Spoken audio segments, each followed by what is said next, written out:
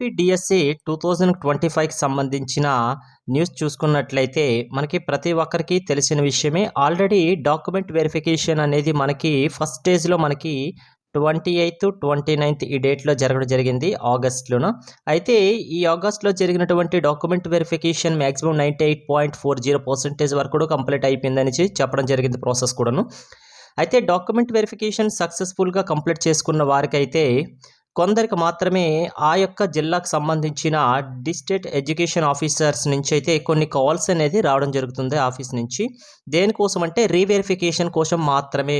మీరు ఎవరు భయపడిపోవాల్సిన అవసరం లేదు. జస్ట్ రీవెరిఫికేషన్ కోసం మాత్రమే వాళ్ళు కాల్ చేసి క్రాస్ ఎగ్జామిన్ చేస్తున్నారు. క్యాస్ట్ సర్టిఫికేట్ ఎక్కువైతే అయితే కాల్ చేసి కొన్ని సర్టిఫికేట్స్ సెండ్ చేయమంటున్నారు. ఆ కొన్ని సర్టిఫికేట్స్ విషయానికి వస్తే మెయిన్గా అందులో ఎక్కువ మందికి అయితే కాల్ చేసేసి వాళ్ళు పంపించవలసిన సర్టిఫికేట్ల విషయంలో చూసుకుంటే క్యాస్ట్ సర్టిఫికేట్ అయితే చాలామందికి అడుగుతున్నారండి. మ్యారేజ్కి ముందర తండ్రి గారి పేరుతో ఉన్న క్యాస్ట్ సర్టిఫికేట్ అడుగుతున్నారు. మ్యారేజ్ అయిపోయిన తర్వాత భర్త పేరుతో ఉన్న క్యాస్ట్ సర్టిఫికేట్ చాలామంది అప్లోడ్ చేశారు కదా. అయితే మ్యారేజ్కి ముందులో ఉన్నటువంటి ఈ యొక్క వాళ్ళ తండ్రి గారితో పేరుతో ఉన్నటువంటి క్యాస్ట్ సర్టిఫికేట్ అడుగుతున్నారు. అయితే చాలామంది అయితే ఇంటర్ క్యాస్ట్ మ్యారేజెస్ ఉంటాయి, లవ్ మ్యారేజెస్ ఉంటాయి. అటువంటి వాళ్ళకి కన్సిడర్ చేశారంటే క్యాస్ట్ సర్టిఫికేట్ నార్మల్గా భర్త పేరుతో అయితే ప్రజెంట్ ఇచ్చారు. అయితే టీసీ అడుగుతున్నారంట. టీసీ ఇది ఎలా అంటే ఒక ఈస్ట్ గోదావరికి సంబంధించిన ఒక సిస్టర్ నాకు కామెంట్ చేశారు. తనకి ఇంటర్ క్యాస్ట్ మ్యారేజ్ అయిందంట. ఆ ఇంటర్ క్యాస్ట్ మ్యారేజ్ అయిన వాళ్ళకి కాల్ చేశారు. డిఓ నుంచి కాల్ చేస్తే అమ్మాయికి అయితే ఈ ఇంటర్ క్యాస్ట్ మ్యారేజ్ చెప్పిన వెంటనే ఓకే అయితే టీసీ మీరు సెండ్ చేయండి అని చెప్పారు. అయితే అమ్మాయి 2 days మాకు ఛాన్స్ ఇవ్వండి సార్, మేము స్కూల్కి వెళ్ళి తీసేసుకుంటామంటే ఓకే తనకు ఛాన్స్ ఇచ్చేసి తను తీసుకున్న తర్వాత సెండ్ చేయడం జరిగింది. ఇంటర్ క్యాస్ట్ మ్యారేజెస్, లవ్ మ్యారేజెస్లో తల్లిదండ్రులు ఒప్పుకోరు కాబట్టి కొన్ని విషయాల్లో అలాంటి వాళ్ళకైతే టీసీ అనేది స్కూల్కి వెళ్ళేసి అప్లోడ్ చేయమంటే చేశారు. మెయిన్గా అయితే క్యాస్ట్ సర్టిఫికేట్ అయితే అడుగుతున్నారండి. దెర్ ఈజ్ నో ప్రాబ్లం అండి. అయితే అంత అర్జెంటుగా మనకి క్యాస్ట్ సర్టిఫికేట్ ఇస్తారంటే గవర్నమెంట్ నుంచి అయితే ఆర్డర్స్ వచ్చేయండి. మ్యాక్సిమం 3 daysలో అయితే మీకు వెరిఫై చేసేసి వెంటనే మీ క్యాస్ట్ సర్టిఫికేట్ కూడా ఇష్యూ చేయండి అనేసి మన యొక్క మండలానికి సంబంధించినటువంటి ఎంఆర్ఓ ఆఫీస్ కూడాను ఆ యొక్క నోటీస్ అనేది పంపించారు. దెర్ ఈజ్ నో ప్రాబ్లం అండి. మ్యాక్సిమం 2-3 daysలో అయితే మీరు సెండ్ చేసేసుకోవచ్చు. అయితే టైం కూడా అయిపోయిందంటే ఆల్రెడీ మ్యాక్సిమం నాకు తెలిసి ఈ రోజు వరకు అయితే ఉంటుందేమో ఛాన్సెస్. ఆల్రెడీ చాలామంది కాల్స్ వచ్చేసాయి, సెండ్ చేయడం కూడా జరిగింది. అయితే రెసిడెంట్ సర్టిఫికేట్ అయితే కొందరికి అడుగుతున్నారు. అలాగే జిరాక్స్ కాపీలో కొన్ని పేపర్స్ మిస్ అయ్యండి కొందరికి. ఆ స్పీడ్లో వెరిఫికేషన్ చేసేటప్పుడు అయితే 3 sets అడిగారు కదా. ఈ 3 setsలో ఏవైనా మిస్ అయినట్టుకుంటే వాళ్ళకి కూడాను జిరాక్స్ కాపీ సెట్లోనే ఏ పేపర్ అయితే మిస్ అయిందో ఆ పేపర్ అయితే అడుగుతున్నారు. చెప్పాం కదా ఆల్రెడీ టీసీ అనేది ఈస్ట్ గోదావరిలో అడిగారు. అయితే ఇలాంటివి ఎవరెవరికైతే ఇలాంటి కాల్స్ వచ్చేసి ఏ సర్టిఫికేట్ అడిగారో ఒక కామెంట్ రూపంలో నాకు కామెంట్ చేస్తే నేను నెక్స్ట్ వీడియోలో మరి కొంతమందికి ఏమడుగుతున్నారని నాకు ఇన్ఫర్మేషన్ వాళ్ళకి సెండ్ చేయడం జరుగుతుంది. ఓకే. అయితే డాక్యుమెంట్ వెరిఫికేషన్ ఆల్రెడీ కంప్లీట్ చేసుకున్న అందరికీ కూడా కాల్స్ వస్తాయి అంటే అందరికీ రావట్లేదండి. కొందరికి మాత్రమే వస్తున్నాయి. ఎవరికైతే క్రాస్ ఎగ్జామిన్కి క్యాస్ట్ అడుగుతున్నారో వాళ్ళకి మాత్రమే అడుగుతున్నారు. అయితే కాల్స్ రాని వాళ్ళు మీరు టెన్షన్ పడిపోతుంది. చాలామంది వాళ్ళకి కాల్స్ వచ్చాయి, నాకు కాల్స్ రాలేదు, నా లిస్ట్లోకి రిజెక్ట్ లిస్ట్లోకి వెళ్ళిపోతుందని భయపడాల్సిన అవసరం లేదండి. మీకు కాల్ రాలేదంటే మీది సక్సెస్ఫుల్గా కంప్లీట్ అయిపోయిందనే లెక్క, అంతే తప్ప మీకు రిజెక్ట్ అయిపోయారని కాదు. అయితే మీరు వర్కింగ్లో ఉన్న ఫోన్ నెంబర్ ఇచ్చారు కాబట్టి ఎప్పుడు కూడా మరి కొద్ది 2-3 రోజులు అయితే మీరు ఉంచేసుకోండి. ఎందుకంటే వెబ్ కౌన్సిలింగ్ ఈ ప్రాసెస్లు అన్నీ ఉంటాయి కదా. కాబట్టి ఈ ప్రాసెస్ కంప్లీట్ అయినంత వరకు అయితే దయచేసి రీఛార్జ్ అయిపోతే వెంటనే రీఛార్జ్ చేసుకోండి. రీఛార్జ్ లేకపోతే కాల్స్ కూడా ఆగిపోతే విషయం అందరికీ తెలిసిపోయింది. అలాగే ఎప్పుడు కూడా సిగ్నల్ ఉండేటట్టుగా చూసుకోండి మొబైల్స్కి. ఎందుకంటే ఏ క్షణంకైనా మీకు కాల్స్ వస్తుంటాయి, మెసేజ్లు వస్తుంటాయి. కాబట్టి ఈ ప్రాసెస్ అయినంత వరకు అయితే మీరు వర్కింగ్లో ఉంచేసుకోండి ప్రతి ఒక్కరి మొబైల్ కూడా. అయితే కొన్ని డిస్ట్రిక్ట్లో ఆల్రెడీ మనం చూసాము ప్రీవియస్గా మనకి న్యూస్ ఆర్టికల్స్లో ఫిజికల్లీ హ్యాండిక్యాప్డ్కి సంబంధించిన ఆ యొక్క హ్యాండిక్యాప్డ్ పర్సంటేజ్ విషయంలో ఎంత మిస్టేక్ జరిగిందో, అలాగే ఈడబ్ల్యూఎస్ సర్టిఫికేట్ విషయంలో వాళ్ళు గవర్నమెంట్ ఎంప్లాయీస్ ఇద్దరు కూడా ఉన్నట్టుకంటే మినిమం వాళ్ళకి 8 lakhs బిలో ఉంటే ఈడబ్ల్యూఎస్ అనేది ఎలర్ట్ చేస్తారు. అయితే ఎక్కువగా గవర్నమెంట్ జాబ్స్ ఉన్న ఎక్కువ వాళ్ళ పేరెంట్స్ ఉంటారు కాబట్టి అటువంటి వాళ్ళకి కూడా ఈడబ్ల్యూఎస్ అనేది సెండ్ చేయడం జరిగింది. అయితే దీనిపైన రాష్ట్ర కమిషనర్ అయితే ఆల్రెడీ నేను చూసిన న్యూస్ ఆర్టికల్ ఏబిఎన్లో మనకి ఇచ్చాడు, అనంతపురం సంబంధించింది. అయితే ఆ రాష్ట్ర కమిషనర్ అయితే చాలా సీరియస్ అయ్యారు ఈ విషయం మీద. అయితే రెవెన్యూ డిపార్ట్మెంట్కి అలాగే ఈ మెడికల్ బోర్డుకి సంబంధించిన సర్టిఫికేట్ ఇష్యూస్ ఎవరైతే పర్సంటేజ్ ఎక్కువ వేసేసి హ్యాండిక్యాప్డ్కి పెన్షన్ సిస్టమ్కి ఎలక్ట్ చేశారో వీళ్ళందరిపైన కూడాను ఈ ప్రాసెస్ అంతా అయిపోయినట్లయితే యాక్షన్ తీసుకుంటారండి. అలాగే నిన్న జరిగినటువంటి అనంతపురంలో మనం చూసుకున్నట్లయితే అక్కడ మెయిన్‌గా జరిగింది ఏంటంటే ఎంఈఓ ఆఫీస్‌లో ఎంఈఓ గారంట అమౌంట్ తీసుకొని తప్పుడు ధృవపత్రాన్ని కూడా అప్‌లోడ్ చేయడం జరిగిందని చెప్పడం జరిగింది.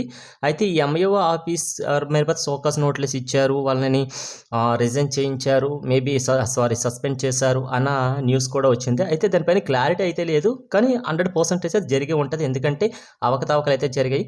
కాబట్టి ఈరోజు అంటే మనకి ఇది సోమవారం నాడు వేరే జిల్లాలకు సంబంధించిన బృందం వచ్చేసి రీవెరిఫికేషన్ అనేది అనంతపురంలో ఈరోజు జరుగుతుంది. కాబట్టి జరగలేదని కాదు, జరిగాయి. అయితే గవర్నమెంట్ దీనిపైన స్పందించి ఎక్కడికెక్కడ ఎప్పటికెప్పుడే కూడా యాక్షన్ తీసుకుంటుంది. అలాగే ఇప్పటివరకు అయితే 72 కేసులు పడ్డాయండి డిఎస్సి స్టార్ట్ అయ్యి.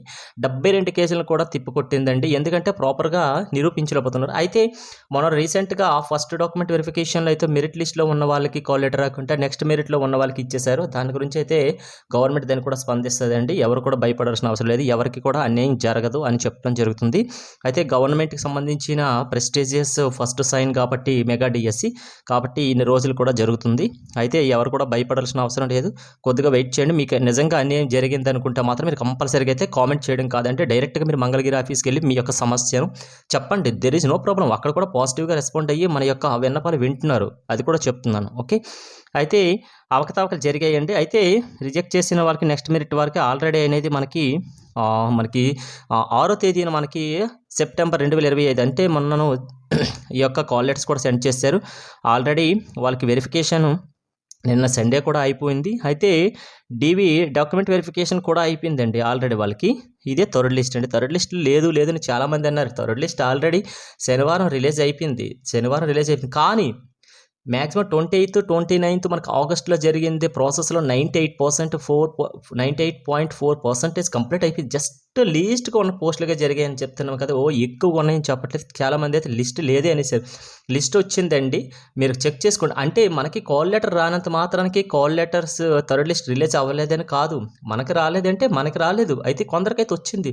అది కూడాను ప్రతి జిల్లా కూడాను కొన్ని సింగిల్ డిజిట్‌లో ఉన్న నంబర్స్ వేకెన్సీ ఉంది. కొన్ని అయితే డబుల్ డిజిట్‌లో ఉంది. డబుల్ డిజిట్ కూడా మ్యాక్సిమం అయితే 40 బిలోలోనే కంటిన్యూ చేస్తుందండి. ఆల్రెడీ మనం కర్నూలు చూసుకుంటే 33 వేకెన్సీకి సంబంధించిన కాల్ లెటర్స్ అనేది మనకి సాటర్డే రిలీజ్ చేశారు.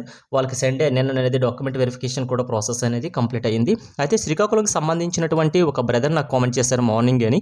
శ్రీకాకుళంకి 5 వేకెన్సీ అంట రిలీజ్ చేశారు కాల్ లెటర్స్. ఆ 5లో తను ఎస్ఏ ఇంగ్లీషు తను సెలెక్ట్ అవ్వడం జరిగింది. డాక్యుమెంట్ వెరిఫికేషన్ కూడా తనకు జరిగిందని చెప్పారు. కంగ్రాచ్యులేషన్ బ్రో, మీకు కంపల్సరీగా అయితే జాబ్ పక్కగా వస్తుంది. డాక్యుమెంట్స్ ప్రాపర్గా మీరు సబ్మిట్ చేశారు కదా. ఓకే. అయితే మ్యాక్సిమం ప్రాసెస్ మొత్తం కంప్లీట్ అయిపోయిందండి. కానీ థర్డ్ లిస్ట్ అవ్వచ్చు. నెక్స్ట్ ఏదైనా పెండింగ్ ఉంటే కొన్ని అయితే ఇంకా రిలీజ్ చేసే అవకాశాలు అయితే ఉండొచ్చు. అంతే తప్ప ఉంటుందని క్లారిటీ చెప్పలేము. కానీ అయితే ప్రాసెస్ మ్యాక్సిమం కంప్లీట్ అయిపోయి ఉంటుందండి ఈ రోజుతోని. అయితే రీవెరిఫికేషన్ అనేది చెప్పాను కదా, రీవెరిఫికేషన్ కోసం ఇప్పుడు ఒక జిల్లాకు సంబంధించిన రీవెరిఫికేషన్కి ఆ జిల్లా వాళ్ళు చేసేంత వరకు. అయితే పక్క జిల్లా వాళ్ళు కూడా వచ్చేసి ఇక్కడ చేంజెస్ అవుతారండి. ఒక డిస్ట్రిక్ట్ ఇంకో డిస్ట్రిక్ట్లోకి వెళ్ళేసి అక్కడ వెరిఫికేషన్ చేసే ప్రాసెస్ కూడా జరుగుతుందనేసి మనకి సమాచారం ఉంది, చూడాలి. అయితే ఆల్రెడీ అనంతపురంలో అయితే ఈరోజు మాత్రం వేరే జిల్లా వాళ్ళు అయితే రీవెరిఫికేషన్ చేస్తారు టీమ్స్. అయితే ఫైనల్ సెలక్షన్ లిస్టు మరికొద్ది రోజులను విడుదల ఎక్స్పెక్ట్ చేయొచ్చండి. మనకి వెన్స్డే బుధవారం లోపల అయితే మాత్రం ఫైనల్ సెలక్షన్ లిస్ట్ అనేది రిలీజ్ అయిపోతుందండి. ఫైనల్ సెలక్షన్ లిస్ట్లో ఎవరి నేమ్ అయితే ఉంటుందో వాళ్ళకి పక్కాగా జాబ్ వచ్చినట్లే. పక్కాగా జాబ్ వచ్చినట్లకి తర్వాత మీరు ఇప్పుడు చెక్ చేసేసుకోండి ప్రాపర్గా. మీరు ఏ యొక్క విలేజెస్కి ఏ స్కూల్కి మీరు ప్రయారిటీ ఇచ్చారో ఆ ప్రయారిటీని ఫస్ట్ మీరు వెబ్ కౌన్సిలింగ్లో ఉంటుంది కాబట్టి మీరు సెలెక్ట్ చేసుకున్న ఆప్షన్స్ మీకు ఇస్తాడు. కాబట్టి ఆ స్కూల్ యొక్క స్ట్రెంత్ ఉంటుంది, అక్కడ ఉపాధ్యాయుల పనితీరు ఎలా ఉంది, మీ యొక్క విలేజ్ నుంచి అక్కడికి ఎంత దూరం ఉండొచ్చు, ట్రాన్స్పోర్ట్ ఈజీగా ఉందా, అక్కడ చేసినట్లయితే అక్కడ స్టూడెంట్ స్ట్రెంత్ మెయిన్ ఇంపార్టెంట్ చూసుకోండి. స్టూడెంట్ స్ట్రెంత్ అనేది చాలా ఇంపార్టెంట్. ఎందుకంటే మనకి ఇయర్లీ అనేది స్ట్రెంత్ చేంజెస్ అవుతుంటుంది. ఒకవేళ మీరు వెళ్ళే స్కూల్కి మీరు వెళ్ళిన తర్వాత కొందరు మళ్ళీ ఇంకొక స్కూల్కి ట్రాన్స్ఫర్ అయిపోయిన ఆ స్కూల్లో వేకెన్సీ తగ్గుతుంది. అప్పుడు మీకు ట్రాన్స్ఫర్ చేసే అవకాశం ఎక్కువైపోతుంది. కాబట్టి స్ట్రెంత్ ఉన్న స్కూల్కి అయితే మ్యాక్సిమం ఎంచుకోవడానికి ఫస్ట్ ప్రయారిటీ ఇవ్వండి. ఒకవేళ మీరు ఎంచుకోవడం కాదండి, మీరు ఎంచుకునేటప్పుడు అక్కడ వేకెన్సీ ఉంటే మీకు ఇస్తారు, లేకపోతే నెక్స్ట్ వేకెన్సీ తక్కువ దీనిలోనే పంపిస్తారు. కానీ మనం ఎంచుకునే విధానం ఫస్ట్ అనేది మనకు రావాలి. అక్కడ పనిచేస్తున్న సార్లకి అయితే అడగండి, ఇన్ఫర్మేషన్ అయితే క్లారిటీగా ఇస్తుంటారు. ఓకే. అయితే వెబ్ కౌన్సిలింగ్ అనేది మనకి ఆఫ్లైన్లో జరుగుతుందా ఆన్లైన్లో జరుగుతుందండి పక్క క్లారిటీ లేదు. కానీ ఈ యొక్క సెకండ్ వీక్లోనే మనకి లాస్ట్కి మ్యాక్సిమము సెకండ్ వీక్ లాస్ట్ కల్లా కూడా మనకి వెబ్ కౌన్సిలింగ్ యొక్క ఆప్షన్ వచ్చే అవకాశం ఉంటుంది. కాబట్టి చూడండి, మనకి మ్యాక్సిమం అయితే వెబ్ కౌన్సిలింగ్ ఎప్పుడు ఆన్లైన్లో జరుగుతుంది. అయితే డాక్యుమెంట్స్ పెట్టేసి మ్యాండేటరీగా వర్క్ చేస్తారనేది చూడాలి అది కూడా. ఓకే, నెక్స్ట్ పోస్టింగ్ విషయానికి వస్తే మాత్రం మనకి ఆల్రెడీ లోకేష్ గారు, ఎడ్యుకేషన్ మినిస్టర్ లోకేష్ గారు మనకి టీచర్స్ డే నాడు చెప్పడం జరిగింది. మ్యాక్సిమం అయితే పోస్టింగ్ అనేది ఈ మంత్ ఎండింగ్ కల్లా అయిపోతుంది. అంటే మీరు జాబ్లో ఈ నెలలోనే ఉంటారు అని డైరెక్ట్గా చెప్పేశారండి.